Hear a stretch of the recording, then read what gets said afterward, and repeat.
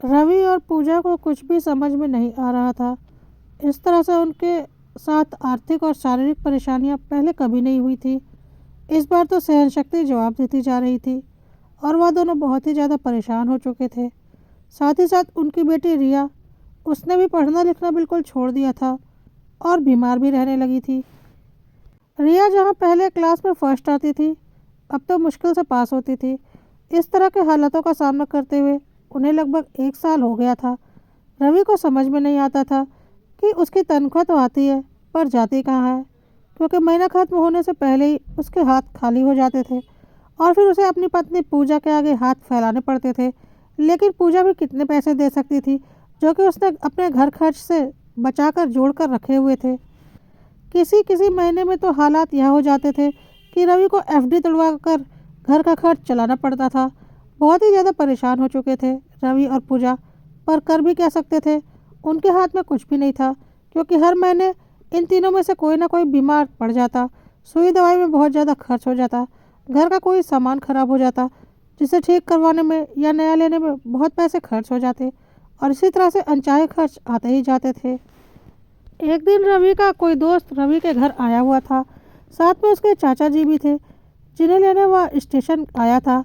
और लौटते वक्त रवि से कुछ ज़रूरी काम था, इसलिए वह रवि के घर होते हुए अपने घर जा रहा था। पूजा उनके लिए चाय बना रही थी। रवि के दोस्त के चाचा जी ने रवि को देखा और बोला, क्या बात है, आजकल तो तुम बहुत परेशान रहते हो क्या? घर के हालात ठीक नहीं है क्या? रवि हैरानी से चाचा जी की ओर देखने लगा। उसने बोला, हाँ कुछ ऐसा ही है, पर आपको कैसे पता?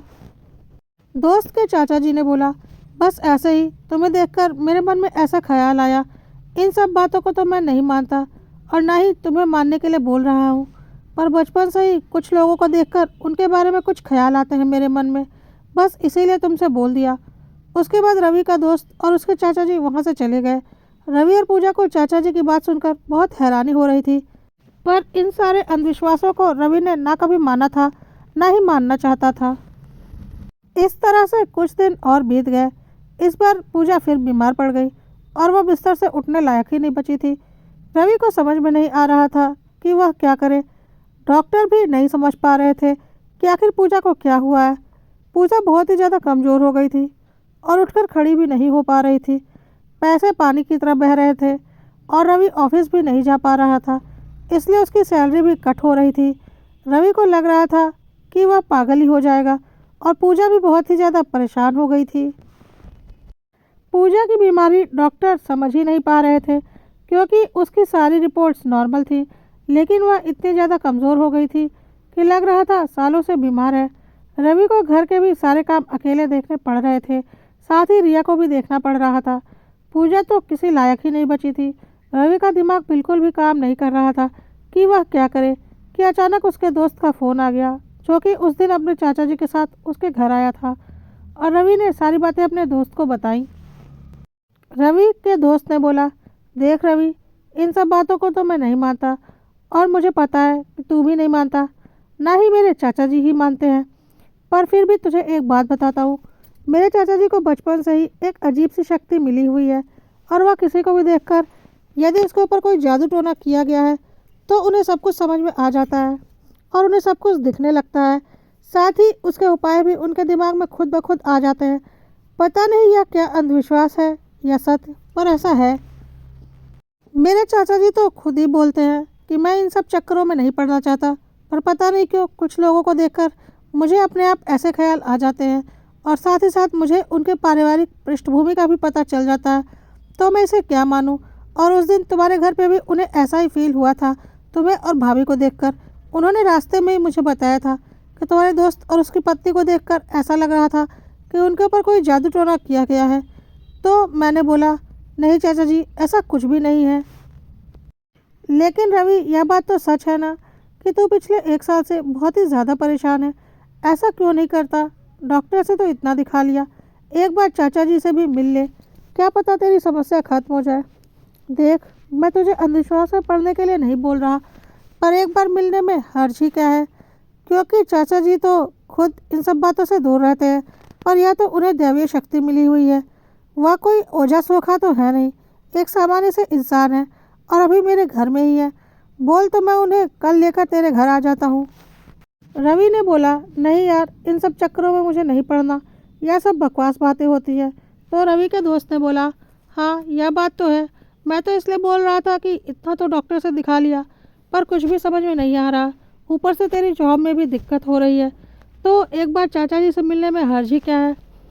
रवि ने कुछ सोच कर बोला, अच्छा ठीक है, तू चाचा जी को लेकर मेरे घर आ जा, जब सब कुछ करके देख लिया है तो यही सही, इससे कौन सा मेरा नुकसान होने वाला है, एक बार तेरे चाचा जी से भी मिल ही लेता हूँ। थोड़ी देर के बाद रवि का दोस्त अपने चाचा जी को लेकर रवि के घर आ गया। चाचा जी ने रवि से बोला, देखो बेटा, इन सब बातों पर तो मैं खुद यकीन नहीं करता, मैं कोई तांत्रिक तो हूँ नहीं, पर पता नहीं क्यों खुद ब खुद मेरे मन में कुछ लोगों को देखकर कुछ ख्याल आते हैं, साथ ही उनकी पारिवारिक पृष्ठभूमि भी दिखने लगती है। तुम्हें और तुम्हारी पत्नी को देखकर उस दिन खुद ब खुद मेरे मन में ख्याल आया था कि तुम्हारे ऊपर कोई जादू टोना किया गया है, और अभी फिर मुझे यही ख्याल आ रहा है कि जादू टोना नहीं, बहुत ही बड़ा जादू टोना किया गया है, खासकर तुम्हारी पत्नी के ऊपर। रवि ने बोला, अच्छा चाचा जी। चाचा जी ने बोला, इस बार जो भी जादू टोना किया गया है तुम्हारी पत्नी के जान के ऊपर किया गया है, और तुम्हारी पत्नी की जान खतरे में है। तुम बहुत सही वक्त पर मुझे बुला लिया है, मैं साफ देख पा रहा हूँ तुम्हारी पत्नी की जान खतरे में है। रवि बहुत घबरा गया, साथ ही साथ पूजा को भी डर लगने लगा। रवि ने बोला, अब क्या करें। चाचा जी ने बोला, तुमने और तुम्हारी पत्नी ने जीवन में कभी कोई कुकर्म नहीं किया है, ना ही कभी किसी का बुरा किया है, इस वजह से ईश्वर की विशेष कृपा तुम लोगों के ऊपर है, और तुम्हारा कोई कुछ भी नहीं बिगाड़ पा रहा है। चाचा जी ने बोला, यह जो भी जादू टोना तुम लोगों के ऊपर किया जा रहा है, इससे तुम लोग परेशान जरूर होगे, लेकिन तुम्हारा कुछ भी बिगड़ने वाला नहीं, क्योंकि मुझे साफ दिखाई पड़ रहा है कि तुम दोनों बहुत साफ दिल के पवित्र आत्मा हो, और कोई भी गलत शक्ति तुम लोगों का कुछ बिगाड़ नहीं सकती, क्योंकि तुम्हारा ईश्वर के ऊपर पूरा भरोसा है और ईश्वर तुम्हारे साथ है। हाँ, तुम कुछ वक्त के लिए परेशान जरूर रहोगे, इस बार बहुत ही बड़ा टोना तुम्हारी पत्नी के ऊपर किया गया है और उसके जान पर बनी पड़ी है, लेकिन माता रानी उसकी रक्षा कर रही हैं। साथ ही साथ तुम्हारे ऊपर भी जादू टोना किया गया है कि तुम आर्थिक रूप से टूट जाओ और तुम्हारी पत्नी की जान चली जाए, लेकिन ईश्वर से बढ़कर कोई भी नहीं होता, कोई काली शक्ति तो ईश्वर से बड़ी कभी नहीं होती, और ईश्वर तुम्हारे साथ है, यह मुझे साफ दिखाई पड़ रहा है। तुम्हारी पत्नी भी जल्द ही ठीक हो जाएगी, बस अपनी पत्नी को एक बार माता रानी के मंदिर से सिंदूर लाकर लगा दो। मेरे दिमाग में माता रानी यही ख्याल डाल रही हैं, माता रानी के सिंदूर की शक्ति से तुम्हारी पत्नी ठीक हो जाएगी, मेरे मन में यही ख्याल आ रहे हैं। रवि ने बोला, ठीक है चाचा जी, मैं अभी लेकर आता हूँ। और हाँ, कुछ दिनों के बाद अपने घर में कोई पूजन हवन करवा लेना, इससे तुम्हारे घर की बुरी शक्तियाँ निकल जाएंगी। पहले तुम अपनी पत्नी को ठीक कर लो, फिर मुझसे मिलना, अभी मैं कुछ दिन यहीं पर हूँ, अपनी पत्नी को लेकर आ जाना, मैं कुछ और बताऊँगा। रवि ने बोला, अच्छा चाचा जी, ठीक है। रवि के चाचा जी के कहे अनुसार मंदिर का सिंदूर लाकर अपनी पत्नी को उसने लगा दिया, और कुछ दिनों में ही पूजा की तबीयत सुधरने लगी और वह बिल्कुल ठीक हो गई। उसके बाद रवि और पूजा ने घर में हवन करवाया, और रवि की आर्थिक स्थिति भी ठीक होने लगी, और उसकी बेटी का भी पढ़ने में मन लगने लगा। उसके बाद रवि और पूजा चाचा जी से मिलने उनके घर गए। रवि ने बोला, चाचा जी, मैं इन सब बातों पर विश्वास तो नहीं करता था, पर मेरे साथ अभी जो कुछ भी हुआ, अब मुझे इन सब बातों पर विश्वास करना ही पड़ेगा।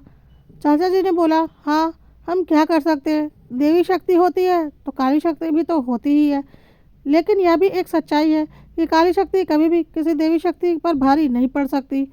रवि ने बोला, चाचा जी, क्या आप बता सकते हैं हमारे साथ यह सब कुछ किसने किया। चाचा जी ने बोला, हाँ, मैं सब कुछ साफ साफ देख सकता हूँ, मैंने उस दिन ही देख लिया था, लेकिन मैं तुम्हें बताना नहीं चाहता, लेकिन साथ ही साथ मुझे कुछ और भी दिख रहा है, और मुझे तुम लोगों को बताना ही पड़ेगा, नहीं तो तुम लोग फिर इस काली शक्ति के जाल में उलझ जाओगे और कुछ दिन में फिर परेशान हो जाओगे। रवि ने बोला, अच्छा, ऐसा क्या दिख रहा है। चाचा जी ने बोला, मुझे एक घर दिख रहा है जो कि किसी और राज्य में है, और उसमें मुझे एक कमरा दिख रहा है जिसका कि गुलाबी रंग है। और चाचा जी ने कमरे का जो भी विवरण बताया, उसे सुनकर रवि और पूजा को यकीन ही नहीं हुआ। यह रवि और पूजा के माता पिता का घर था, और उस घर में रवि और पूजा के कमरे का विवरण था। इस बारे में उसका दोस्त तक नहीं जानता था, तो चाचा जी को कैसे पता। चाचा जी ने बोला, उस कमरे में तुम्हारी और तुम्हारी पत्नी की इस्तेमाल की हुई काफ़ी व्यक्तिगत चीज़ें पड़ी हुई हैं, जिनके जरिए तुम लोगों के ऊपर जादू टोना किया जा रहा है। रवि और पूजा को यकीन नहीं हो रहा था। ऐसा लग रहा था जैसे चाचा जी को कमरे की एक एक चीज़ दिखाई पड़ रही है। चाचा जी ने बोला, कमरे में एक अलमीरा बनी हुई है। उस अलमीरा के बाएं साइड के ऊपर की तरफ कोने में एक शोपीस रखा हुआ है। उस शोपीस के पीछे कुछ है। उस कमरे के एक कोने में एक ड्रेसिंग टेबल रखा हुआ है। उस ड्रेसिंग टेबल के नीचे वाले ड्रॉर में पीछे भी कुछ पड़ा हुआ है। तुम लोगों को वहाँ जाकर उन चीज़ों को हटाना पड़ेगा, नहीं तो तुम लोग आगे फिर से परेशान हो जाओगे। रवि और पूजा हैरान हो रहे थे कि चाचा जी को उनके कमरे की एक एक डिटेल्स कैसे दिखाई पड़ रही हैं।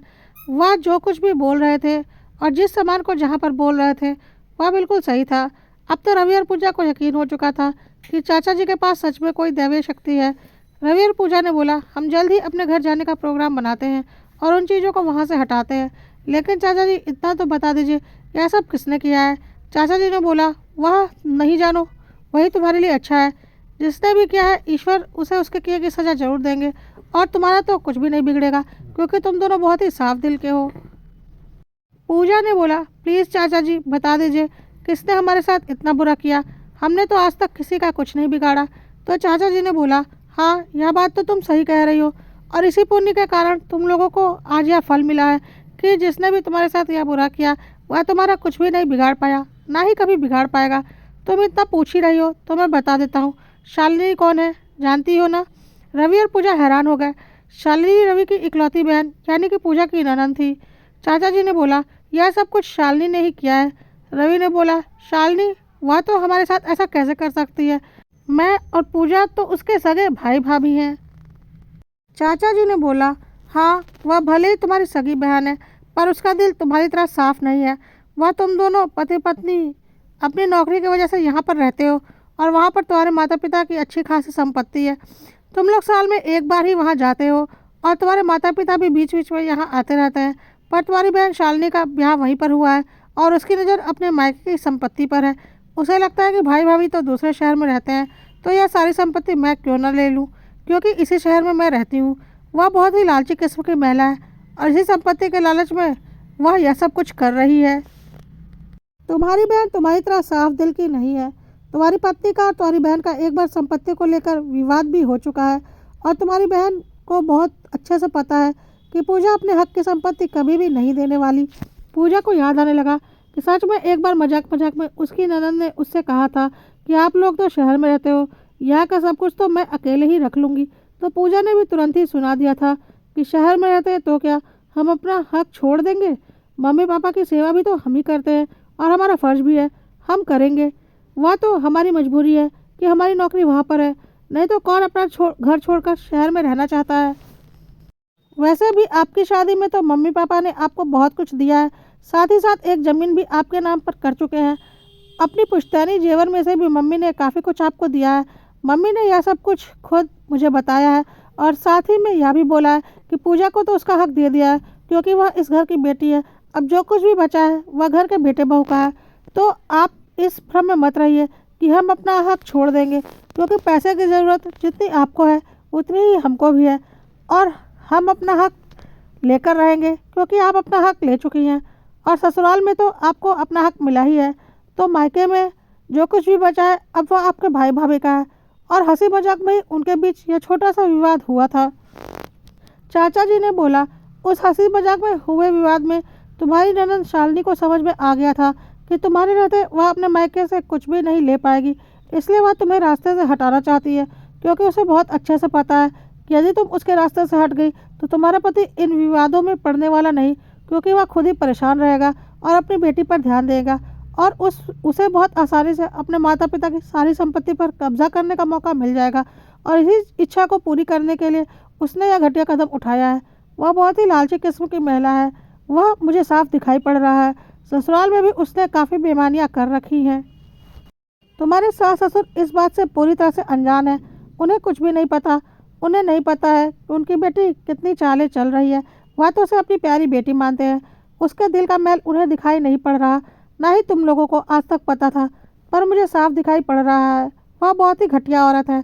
रवि और पूजा को यकीन नहीं हो रहा था, लेकिन चाचा जी जिस तरह से शालिनी के बारे में बता रहे थे और रवि और पूजा के बिना बताए उसका नाम तक जान गए, तो कहीं ना कहीं उनका यकीन तो करना मजबूरी थी। चाचा जी ने बोला, तुम लोगों को अपने घर जाकर उन चीज़ों को तत्काल वहाँ से हटा दो, सब कुछ ठीक हो जाएगा। रवि और पूजा अब घर आ चुके थे। जिन बातों को आज तक रवि और पूजा अंधविश्वास मानते थे, आज उन्हें मजबूरन उन बातों पर विश्वास करना पड़ रहा था। कुछ दिनों के बाद रवि और पूजा ने अपने माता पिता के घर जाने का प्रोग्राम बनाया। रवि के माता पिता को लग रहा था कि यह अचानक रवि और पूजा क्यों आ रहे हैं। वह तो इस वक्त नहीं आते, जरूर कोई बात है, पर उन्होंने कुछ नहीं बोला। रवि और पूजा अपने घर पहुंच चुके थे। घर पहुंचकर रवि और पूजा ने अपने माता पिता को सारी बातें बताई। माता पिता सुनकर हैरान थे। रवि और पूजा ने एक बार भी शालिनी का जिक्र नहीं किया, क्योंकि उन्हें पता था कोई भी अपनी बेटी के बारे में ऐसी बातों पर यकीन नहीं करेगा। रवि के माता पिता ने पूछा, लेकिन बेटा यह सब कुछ किसने किया? तो रवि और पूजा ने बोला, हमें नहीं पता, बस हमें इतना पता है कि कोई हमारा बहुत बुरा चाहता है। वह तो अच्छा हुआ कि मेरे दोस्त का चाचा जी का कि उन्होंने मुझे सारी बातें बता दी और पूजा की जान बच गई, नहीं तो मेरा परिवार बिखर जाता। रवि की माँ ने बोला, हाँ बेटा बिल्कुल, रिया का क्या होता? मुझे तो सोच सोच कर ही डर लग रहा है। रवि ने बोला, हाँ माँ, मेरे कमरे में कुछ चीज़ें रखी गई हैं, मुझे जल्दी से जल्दी उन चीज़ों को हटाना पड़ेगा। तो रवि की माँ ने बोला, नहीं बेटा, तू और पूजा उन चीज़ों को हाथ भी नहीं लगाएंगे, अगर कोई चीज़ है भी तो मैं देखती हूँ। कहकर रवि की माँ रवि और पूजा के कमरे में चली गई। रवि ने जिस जगह पर बताया उस जगह पर रवि की माँ ने देखा और सच में उन दोनों जगहों पर कागज़ में लपेटकर कुछ अजीब अजीब सी चीज़ रखी मिली। कागज़ को खोलने पर उनके अंदर से पीली सरसों, लोबान और पता नहीं क्या क्या चीज़ रखी हुई मिली थी। रवि की माँ ने बोला, तू सच बोल रहा है, पता नहीं किसने यह सब कुछ किया है। यहाँ पर तो बहुत से लोग आते जाते रहते हैं, मैं इतना ध्यान नहीं रख पाती, पता नहीं यह कौन कर रहा है, हमसे इतना कौन जलता है कि मेरे बेटे और बहू के साथ इतना बुरा किया है। और रवि की माँ को बहुत ही ज़्यादा गुस्सा आने लगा। उसने आओ देखा न ताओ सीधा उन चीज़ों पर केरोसिन डालकर आग लगा दी। रवि और पूजा देखते रह गए। रवि की माँ ने जैसे ही उस कागज़ के पुड़िये को जलाया, वह जलकर राख हुआ। उसकी थोड़ी देर बाद शालिनी के ससुराल से शालिनी के पति का फ़ोन आया कि शालिनी को अचानक ही हार्ट अटैक आया है और वह बहुत ही सीरियस है और अस्पताल में भर्ती है। रवि और पूजा उसके माता पिता बहुत परेशान हो गए कि यह क्या हो गया अचानक। लेकिन कहीं ना कहीं रवि और पूजा को लग रहा था कि मम्मी ने गुस्से में उस टोने के सामान को जला दिया और वह शालिनी का किया धरा था, इसी वजह से उसके साथ यह सब कुछ हुआ है। पर वह क्या कर सकते थे, इसमें किसी का कोई भी दोष नहीं था। वह लोग तुरंत ही शालिनी से मिलने अस्पताल पहुंचे। शालिनी की हालत नाजुक बनी हुई थी। इतना सब कुछ हो जाने के बाद भी रवि और पूजा शालिनी के लिए ईश्वर से प्रार्थना कर रहे थे कि उसे जल्दी से जल्दी ठीक कर दे। पूजा शालिनी से मिलने गई। शालिनी होश में थी लेकिन कुछ बोल नहीं रही थी। पूजा ने बोला, शालिनी दीदी आपके साथ बहुत बुरा हुआ, मुझे बहुत दुख हो रहा है। मैं तो बस ईश्वर से यही प्रार्थना कर रही हूँ कि आप जल्दी से ठीक हो जाइए। छोटे छोटे बच्चे हैं आपके, आपका पूरा परिवार बिखर जाएगा और मम्मी पापा भी बहुत परेशान हो रहे हैं आपके लिए। आखिर आप उनकी बेटी है और रवि भी बहुत ज़्यादा परेशान है। आखिर आप इकलौती बहन है उनकी। जीजा जी भी टेंशन में इधर उधर घूम रहे हैं।